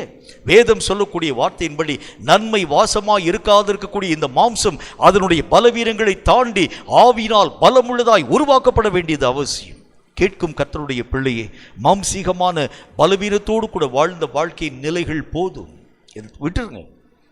கர்த்தராகிய தேவன் காண்பிக்கக்கூடிய பரிசுத்தமுள்ள அன்பு நிறைந்த ஒரு வாழ்க்கை, எல்லாரையும் ஒரே மாதிரி, என் குடும்பத்தில் எங்கள் அம்மாவை எப்படி நேசிக்கிறனும், அப்பாவை எப்படி நேசிக்கிறனும், என் சகோதரியை எப்படி நேசிக்கிறனும், சகோதரனை எப்படி நேசிக்கிறனும், என் கூட பிறந்தவங்களை எப்படி நேசிக்கிறனும், அதே மாதிரி நேசிக்கக்கூடிய நன்மை வாய்ந்த மாம்சமாய் உன் மாம்சமும் என் மாம்சமும் மாற்றப்பட வேண்டும் என்றால் என் ஆவியினால் அவைகள் எல்லாம் பலப்படுத்தப்பட வேண்டியது அவசியம். இரண்டாவது காரியத்தை பாருங்க. கலாத்தியருக்கு எழுதப்பட்ட நிருபம் 5வது அதிகாரம் 13வது வசனம் என்ன சொல்கிறது என்று பாருங்கள். கலாத்தியர் 5:13 சற்று நிதானமாய் வாசிக்க கேளுங்கள். சகோதரரே, நீங்கள் சுயாதீனத்திற்கு அழைக்கப்பட்டீர்கள். நீங்கள் சுயாதீனத்திற்கு அழைக்கப்பட்டீர்கள். கொஞ்சம் நிதானமா வாசிங்க. நீங்கள் சுயாதீனத்திற்கு அழைக்கப்பட்டீர்கள். இந்த சுயாதீனத்தை நீங்கள் மாம்சத்திற்கு ஏதுவாக அனுசரியாமல் எப்படி சொல்றாரு? கர்த்தராகிய தேவனால் சுயாதீனத்திற்கு நான் அழைக்கப்பட்டிருக்கிறேன். அப்படின்னா விடுதலையாக அழைக்கப்பட்டிருக்கிறேன். இந்த விடுதலை, சுயாதீனம் சொன்னா விடுதலை அர்த்தம். இந்த சுயாதீனமாகிய விடுதலையை மாம்சீக பிரகாரமாய் நான் ஆசரிக்க கூடாது. என்னுடைய விடுதலையான காரியங்களை மாம்சீக பிரகாரமாக, அப்படின்னா என்ன? ஆண்டவராகிய தேவன் என்ன சொல்ல ஆரம்பிக்கின்றார்? எல்லா விதமான தேவனுக்குரிய காரியங்களை மாம்சீக அனுசரணையோடு கூட ஆசரிக்கக்கூடிய முறைமைகள் எல்லாம் தவறு. அது என்னுடைய பலவீனம். தேவனுக்குரியவைகளை போல சிந்திக்கணும். உலகத்துக்குரியவைகளை உலகத்துக்குரியவைகளை போல நான் சிந்திக்க வேண்டும். ஆண்டவராகிய தேவனை பார்த்து ஒரு முறை அங்கு காணப்பட்டிருக்கக்கூடிய பரிசேய சதுசேய மக்கள் கேட்டாங்க. ஒரு காணிக்கை பணத்தை கொண்டு வந்து கையில் கொடுத்துட்டு, ஆண்டவராகிய தேவனுக்கு என்று இந்த பணத்தை நாங்கள் கொடுக்க வேண்டியது முக்கியமா இல்லையா, ராயனுக்கு வழி செலுத்துகிறது நல்லதா இல்லையா என்கிற ஒரு வார்த்தையை பற்றி கேட்ட மாத்திரத்தில் இயேசு சொன்னார், ராயனுக்கு உரியதை ராயனுக்கும், அப்படின்னு அர்த்தம் மாம்சத்துக்குரியதை மாம்சத்துக்கும், தேவனுக்குரியதை தேவனுக்கும் கொடுங்கள். எப்படி சொல்றாரு பாருங்க. வேதம் நமக்கு சொல்லுகிறதை போல இந்த உலகத்திலே காணப்படக்கூடிய எல்லா தேவத்துவமான காரியங்களை மாம்சீகத்திலே நீங்களும் நானும் ஆசரிக்கிறது பலவீனம். அதுதான் பலவீனம். எது நம்முடைய ஆவிக்குரிய வாழ்க்கையிலே மகா பெரிய பலவீனமாய் காண்பிக்கப்பட ஆரம்பிக்கிறது? ஆவிக்குரிய நிலைகளை மாம்சீக அனுசரணையோடு கூட, மாம்சீக நிலையோடு கூட நீங்களும் நானும் ஆசரிக்க துவங்க ஆரம்பித்து விடுகின்றோம். ஜெபம் என்கின்ற ஒரு காரியம் அது ஆவிக்குரிய நிலை. அதை நான் மாம்சத்திலே ஆசரிக்கிறது உண்டானால், ஊழியம் என்கிறது ஆவிக்குரிய நிலை. அதை நான் என்னுடைய மாம்சீக ரீதியாக ஆசரிக்கிறது உண்டானால், பிரசங்கிக்க வேண்டும் என்கிறது ஆவிக்குரிய நிலை. இதை நான் என்னுடைய மாம்சீக பிரகாரமாய் ஆசரிக்கிறது உண்டானால் தேவத்துவத்தை நான் அசட்டை பண்ணுகிறேன். அது பலவீனமான மாம்சத்தினுடைய பலவீனம். கர்த்தர் அதைத்தான் நம்முடைய வாழ்க்கையிலே சொல்ல ஆரம்பிக்கின்றார். நிறைய பிரசங்கம் பண்ண, நிறைய ஊழியம் பார்த்தேன், நிறைய காரியங்களை செஞ்சேன், இவனுக்கு போய் சொன்னேன், அவனுக்கு போய் சொன்னேன். இவைகளை எல்லாம் எங்கிருந்து செஞ்சீங்க? எப்படி செஞ்சீங்க? ஆவிக்குரிய ரீதியாக நீங்கள் செய்தால்தான் ஆண்டவராகிய தேவனுடைய நாமம் மகிமைப்படுத்தப்படுமே தவிர, மாம்சீக ரீதியாக என்ன காரியங்களை நீங்கள் செயல்படுத்த ஆரம்பித்தாலும் தேவத்துவத்தை மாம்சீகமாக ஆசரிக்க ஆரம்பிக்கிறது உண்டானால் ஆண்டவராகிய தேவனுடைய கிருபைகளை நீங்களும் நானும் இழந்து போக ஆரம்பிச்சிருவோம். கர்த்தருடைய வேதம் எதை நம்முடைய வாழ்க்கையிலே சொல்ல ஆரம்பிக்கிறது? முதல்ல இயேசுனுடைய தாயாகிய மரியாள் ஆண்டவராகிய தேவனை பார்த்து சொல்றாங்க. கானாவூர் என்கிற திருமணத்தில் சொல்லக்கூடிய நேரத்தில் அங்கே இருக்கக்கூடிய மக்கள் எல்லாரும் பார்த்து பந்தி விசாரிப்புக்காரனுக்கு காரனை பார்த்து அவங்க கேட்குறாங்க, திராட்சை ரசம் என்ன ஆயிடுச்சு? திராட்சை ரசம் வர வர குறைவுபட்டு கொண்டே வருகிறது, கூட்டம் மிகுதியாக இருக்கிறதுனால, ஏராளமான மக்கள், நம்ம நினைக்கிறத காட்டிலும் அதிகமான மக்கள் வந்ததுனால ரசத்தை அவர்களுக்கு சப்ளை பண்ணக்கூடிய நேரத்தில் ரசமெல்லாம் குறைவுபடக்கூடிய அந்த நிலைகளை நாங்கள் பார்க்குறோம். இனி ரசத்தை பிழிகிறது முடியாது. உடனே இயேசுவின் தாயாகிய மரியாள் வேகமாக இயேசுவை நோக்கி ஓடி வந்து இயேசுவை பார்த்து சொல்லுகின்றார், நீர் இந்த இடத்துல ஏதாவது ஒரு அற்புதத்தை செய்யக்கூடுமானால் செய்ய வேண்டும் என்கிற ஒரு வார்த்தையை பற்றி சொல்லுகின்றார். உடனே ஆண்டவராகிய இயேசு அந்த அம்மாவை பார்த்து ஒரு வார்த்தை சொல்றாங்க, ஸ்திரியே, உனக்கும் எனக்கும் என்ன, என் வேளை இன்னும் வரவில்லை என்று கர்த்தராகிய தேவன் பேசுகின்றார். அப்போ அவ்வளவு நேரம் வரைக்கும் எதை பற்றி ஜனங்கள் யோசிச்சுட்டு இருக்காங்க? மாம்சீகத்துக்குரிய ஒரு வேளை, மாம்சீகத்துக்குரிய ஒரு காரியம். இப்போ இந்த மாம்சீகத்துக்குரிய அணுகுமுறைகளை ஆவிக்குரிய ரீதிக்குரிய காரியங்களாக ஆசரிக்கும்படிக்காக நேரம் அந்த அம்மா வந்து கேட்குறாங்க. ஏசப்பா சொல்றாரு, என்ன சொல்றாரு? என்னுடைய வேளை இன்னும் வரல, மாம்சீகத்தினுடைய தன்மைகள் எல்லாம் முற்று பெற வேண்டும், மாம்சீகத்தினால் செய்திருக்கக்கூடிய காரியங்கள் எல்லாம் நிறைவாக்கப்பட வேண்டும், பின்புதான் என்னுடைய ஆவிக்குரிய மகிமை அந்த இடத்தில் கடந்து வருகிறதை உங்களால் பார்க்க முடியும். கர்த்தர் எப்படி பேசுறார் பாருங்க. வேதம் சொல்லக்கூடிய நல்ல ஒரு வார்த்தையின்படியே தேவனுக்குரிய காரியங்களை ஒருவேளை ஆண்டவராக தேவன் நினைச்சிருந்தார்னா, அந்த ரசம் பாதி இருக்கக்கூடிய நேரத்திலே கர்த்தர் அற்புதங்களை செய்திருக்கிறது உண்டானால் ஆவிக்குரிய தேவனுடைய செயல்கள் மகிமைப்படுத்தப்படாமல் விடப்பட ஆரம்பிச்சிருக்கும். கர்த்தராகிய தேவன் எல்லா காரியங்களும் நின்று போகக்கூடிய அந்த நிலைகள் வரைக்கும் காத்திருந்து அற்புதங்களை செய்ததனுடைய முகாந்திரம் என்ன? ஆவிக்குரிய வேளையை இயேசு கிறிஸ்து சரியா நிதானித்து பார்க்க ஆரம்பித்திருந்தார். எது ஆவிக்குரிய நேரம், ஆவிக்குரிய வேளை, தேவனுக்குரிய நேரம் எது, தேவனுக்குரிய வேளை எது? அந்த நேரத்தை சரியாய் புரிந்த இயேசு கிறிஸ்து சரியான நேரத்தில் சரியான அற்புதங்களை செய்து தேவனுடைய நாமத்தை மகிமைப்படுத்த துவங்க ஆரம்பித்தார். அப்ப வசனத்தில் என்ன போட்டுக்கு? தேவனுக்குரிய காரியங்களை நீங்களும் நானும் உங்கள் இஷ்டப்படி ஆசரிக்க கூடாது. தேவனுக்குரிய விஷயங்களை தேவனுடைய திட்டத்தின்படியே ஆசரிக்கக்கூடிய தன்மைக்கு பெயர்தான் ஆவியிலே பலப்படுத்தப்பட்டிருக்கக்கூடிய ஒரு நிலை. தேவனுக்குரிய தன்மைகளை நம் இஷ்டத்தின்படி நான் பயன்படுத்த ஆரம்பிக்கிறது உண்டானால் மாம்சத்திலே பலவீனப்பட்டிருக்கக்கூடிய ஒரு மனிதனாய் நான் காணப்படுகின்றேன். எந்த நேரத்தில் கர்த்தராகிய தேவன் கிரியைகளை செய்ய என்னை ஏவுகிறார் என் ஆவிக்கு தான் தெரியும். அந்த நேரத்தை சரியாக நான் பயன்படுத்த ஆரம்பித்தால்தான் எல்லா ஜனங்களுக்கு முன்பதாக கர்த்தருடைய நாமம் மகிமைப்படுத்தப்பட ஆரம்பிக்க முடியும். இன்னொரு சம்பவத்தை சொல்றேன் பாருங்க. லாசரு மரித்து போன அந்த நிலைகளை பற்றி இயேசுவுக்கு அறிவிக்கப்பட்ட பொழுது உடனே ஆண்டவராக இயேசு கிறிஸ்து அந்த பெத்தானியாவை நோக்கி கடந்து போகாமல் பின்னும் 4 நாட்கள் தரித்திருக்க ஆரம்பித்தாராம். எதுக்கு? உடனே போயிருக்கலாம் தானே, இயேசு நேசித்த அவருடைய நண்பன் தானே, உடனே அந்த மனிதனை காப்பாற்றும்படி இயேசு போயிருக்கலாமே. இல்லை, தேவனுக்குரிய வேளை எந்த நேரம், தேவனுடைய சித்தத்திற்குரிய நேரம் எது, தேவனுடைய விருப்பமான காரியம் எது, ஆவிக்குரிய நிலைகளை மாம்சீக பகலமாய் நான் ஆசரிக்க ஆரம்பிக்கிறது உண்டானால் ஆவிக்குரிய பலத்தை நான் பலவீனப்படுத்த ஆரம்பிச்சிருவேன். கர்த்தர் சரியாய் 4 நாட்கள் தாண்டி அந்த இடத்திற்குள் கடந்து போகக்கூடிய நேரம்தான் மகிமைப்படுத்தப்படக்கூடிய தேவனுடைய வேளை என்கிறதை இயேசு சரியாய் புரிந்து கொள்ள துவங்க ஆரம்பித்திருந்தார். கேட்கும் கர்த்தருடைய பிள்ளையை, நம்முடைய வாழ்க்கையில கூட தேவத்துவத்தை மாம்சீக ரீதியாக நீங்களும் நானும் ஆசரிக்க கூடாது. இது என்ன தேவத்துவத்தை மாம்சீக ரீதியாக ஆசரிக்கிறதுனா என்ன? நிறைய இடங்கள்ல தீர்க்க தரிசனங்களை அநேகம் விதமான மக்களுக்கு போகக்கூடிய வரக்கூடிய மக்களுக்கெல்லாம் வாய்க்கு வந்தபடியெல்லாம் தீர்க்க தரிசனம் சொல்லக்கூடிய காரியங்களை உருவாக்கக்கூடிய நிலை. எனக்கு தெரிந்த ஒரு நல்ல ஒரு ஊழியக்காரர் தெரியும். அவருடைய நேம சொல்லுக்கிற ஆசைப்படலை. அவர் வீட்டில் விடிக்காலை 5 மணிக்கே ஜனங்கள் லைனாக நின்று காத்திருக்க ஆரம்பிப்பாங்க. காலையில் எழுந்து வரக்கூடிய அந்த ஊழியக்காரர் ஒரு கையில் மொபைல் ஃபோனை வைத்துக்கொண்டு வருவார். ஒவ்வொருத்தருடைய தலையில் அப்படியே கரங்களை வச்சுட்டு தீர்க்க தரிசனம் சொல்கிறாரா மொபைலில் பேசுகிறாரானே தெரியாது. ஏதோ ஒரு காரியத்தை நீங்களும் நானும் புரிந்து கொள்ள வேண்டும். வரக்கூடிய மக்கள் காணிக்கையின் மேல் காணிக்கை, இரவு பகல் பாராமல் காலையில் ஆரம்பிக்கக்கூடிய அந்த தீர்க்க தரிசன ஊழியம் மாலை வரைக்கும், இரவு வரைக்கும், சில நேரங்கள் நள்ளிரவு வரைக்கும் கூட நீளக்கூடிய நிலை. இவைகள் எல்லாவற்றுக்கும் என்ன காரணத்தை சொல்ல முடியும்? தேவத்துவத்தை மாம்சீகமாய் ஆசரிக்கக்கூடிய தன்மைகள் எல்லாம் மாம்சத்தின் பலவீனம். தேவத்துவத்தை தேவத்துவமாக ஆசரிக்கக்கூடிய தன்மை ஆவியின் பலம் என்று கர்த்தர் நமக்கு சொல்ல ஆரம்பிக்கின்றார். ஆவியினால் உன்னுடைய மாம்சம் பலப்படுத்தப்பட வேண்டியது அவசியம். 3வது ஒரு முக்கியமான ஒரு காரியம் என்ன அப்படின்னா, வேதம் சொல்லக்கூடிய நல்ல ஒரு வார்த்தையை பாருங்க. சங்கீதங்களின் புஸ்தகம் 77வது அதிகாரம் 7 முதல் 10 வரைக்கும் இருக்கக்கூடிய வசனங்களை வாசியுங்கள். சங்கீதம் 77வது அதிகாரம் 7 முதல் 10 வரை இருக்கக்கூடிய வசனங்களை நிதானமாய் வாசியுங்கள்.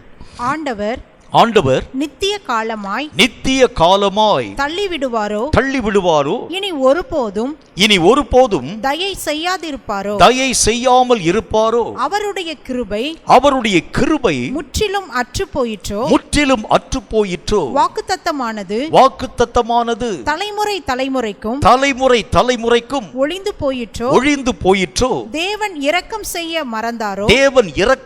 மறந்தாரோ கோபத்தினாலே தமது தம்முடைய உருக்கமான இரக்கங்களை அடைத்துக் கொண்டாரோ என்றேன். அப்பொழுது நான் இது என் பலவீனம், இது என்னுடைய பலவீனம். ஆனாலும் உன்னதமானவருடைய வலது கரத்தில் உள்ள வருஷங்களை நான் நினைவு கூறுவேன். எப்படி சொல்றாரு பாருங்க.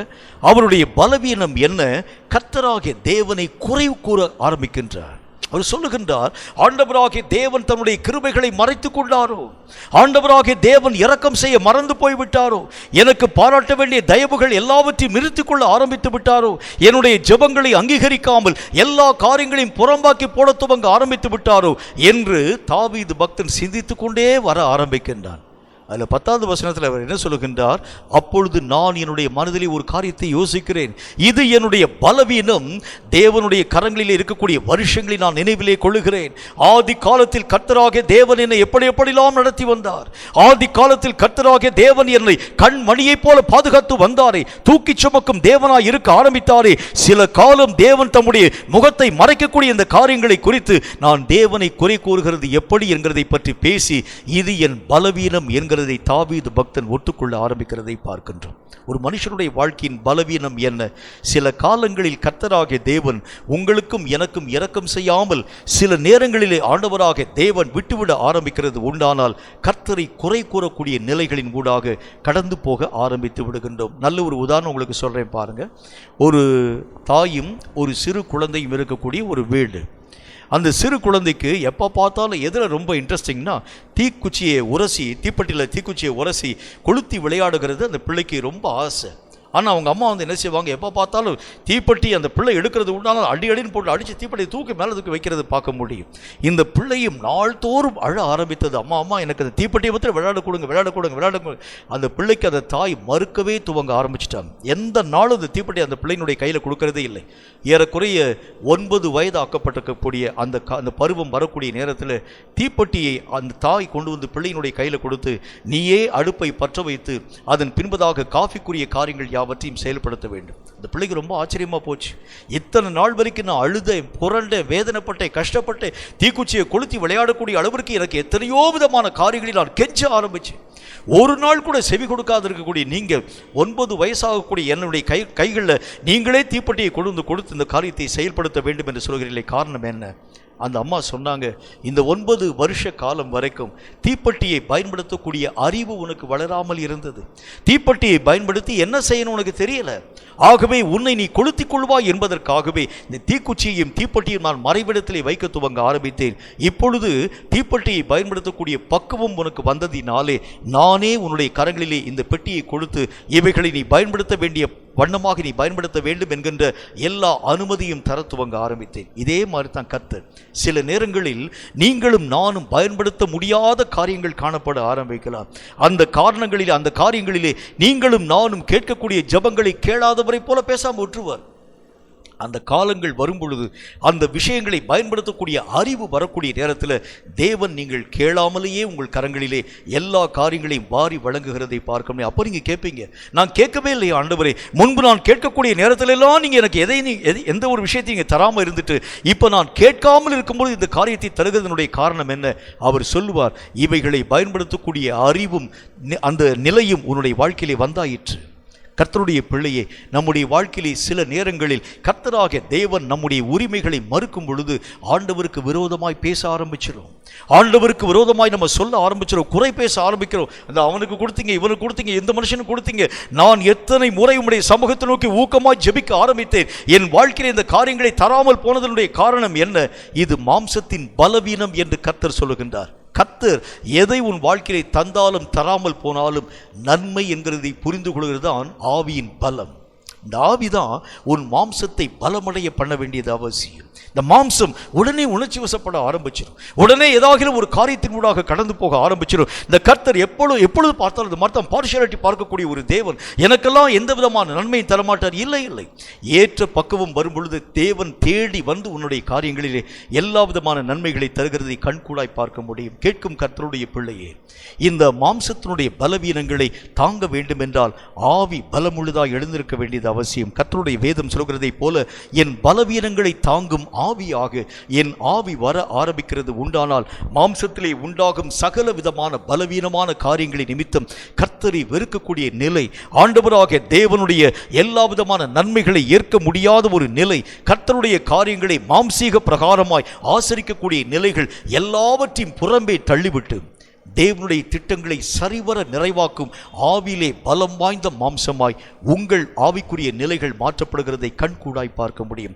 எத்தனை முறை நாம் நின்று விழுந்து போக ஆரம்பித்தோம். ஆனால் இன்றைக்கு ஆவியின் பலத்தினால் உங்கள் மாம்சம் பலப்படுத்தப்பட ஆரம்பிக்கிறது உண்டானால் இனி விழுகை என்கிறது உங்கள் வாழ்க்கையிலே வராமல் கர்த்தராகிய தேவனுக்குள் நிலைத்திருக்கக்கூடிய அனுபவங்களை நீங்களும் நானும் தவறாமல் பெற்றுக்கொள்ள முடியும். தலைகளை தாழ்த்தி கண்களை மூடி நாம் ஜெபம் செய்வோம். எங்களை அதிகமாக நேசிக்கிற எங்கள் அன்பின் பரலோக பிதாவே, உரைக்கப்பட்ட இந்த பரிசுத்தமுள்ள வார்த்தைகளுக்காக நன்றி. இந்த வார்த்தைகளின் மூலம் கர்த்தர் நீர் எங்களோடு கூட பேசினீர். எங்கள் பலவீனங்களை தாங்கும்படி எங்கள் ஆவி எழும்ப வேண்டும் என்று சொன்னீர். எங்கள் மாம்சத்திலே காணப்படும் சகல பலவீனங்களை பற்றி நாங்கள் கற்றுக்கொள்ள ஆரம்பித்தோம். கர்த்தாவே, நன்மைகளை ஏற்க முடியாத பலவீனம், தேவத்துவத்தை மாம்சீகமாய் ஆசரிக்கக்கூடிய மாம்ச பலவீனம், தேவனாகிய கர்த்தரை தவிர கர்த்தாவே மக்கு சோத்திரம் தவறாக மதிப்பீடு செய்யக்கூடிய நிலைகளிலே காணப்படக்கூடிய மாம்சீகத்தினுடைய பலவீனம், இப்படிப்பட்ட பல விதமான பலவீனங்களை எங்கள் மாம்சம் உடையதா இருக்கிறது என்கிறதை பற்றி கர்த்தர் எங்களுக்கு கற்றுத்தந்தீரே. கர்த்தாவே, இந்த வார்த்தைகளுக்காய் நன்றி.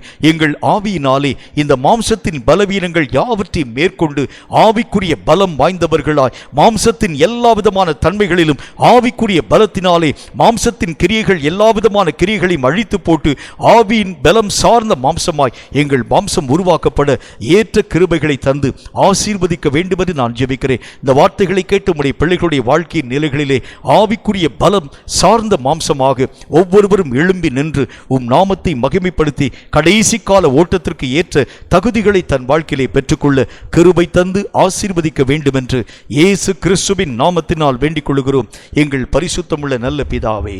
ஆமேன், ஆமேன். இந்த வார்த்தைகளை கேட்ட உங்கள் ஒவ்வொருவரையும் கர்த்தர் அளவில்லாமல் ஆசீர்வதிப்பாராக. ஆவிக்குரிய பலத்தினால் மாம்சத்தின் பலவீனங்களை மேற்கொள்ள ஆரம்பிக்கிறது உண்டானால் கர்த்தராகிய தேவன் வைத்திருக்கக்கூடிய இறுதி கால ஓட்டத்திலே சரியாக ஓடி முடித்து இலக்கை அடைந்து தேவ ராஜ்யத்திலே கடந்து போக உங்களாலும் என்னாலும் ஆகும் என்று கர்த்தர் நம்மோடு கூட நிச்சயமாய் பேசியிருக்கிறார். இந்த வார்த்தைகளின்படியே நீங்கள் வாழ்க்கை வாழ ஆரம்பிக்கிறது உண்டானால் கர்த்தருடைய ராஜ்யம் நமக்கு தொலை தூரம் ஆனதல்ல. கர்த்தராகிய தேவன் உங்கள் ஒவ்வொருவரையும் ஆசீர்வதிப்பாராக. ஆமென். கர்த்தருடைய ஆசீர்வாதத்தை ஆமென் என்று சொல்லி நாம் பெற்றுக்கொள்ளுவோம். கர்த்தர் உன்னை ஆசீர்வதித்து உன்னை காக்க கடவர். ஆமென். கர்த்தர் தம்முடைய முகத்தை உன்மேல் பிரகாசிக்க பண்ணி உன்மேல் கிருபையாய் இருக்க கடவர். ஆமென். கர்த்தர் தம்முடைய முகத்தை உன்மேல் பிரசன்னமாக்கி உனக்கு சமாதானம் கட்டளையிட கடவர். ஆமென். என் ஆத்துமாவே கர்த்தரை ஸ்தோத்திரி, என் முழு உள்ளமேருடைய பரிசுத்த நாமத்தை ஸ்தோத்திரி. என் ஆத்துமாவே கர்த்தரை ஸ்தோத்திரி, கர்த்தர் செய்த சகல உபகாரங்களையும் மறவாதே. ஆமென்.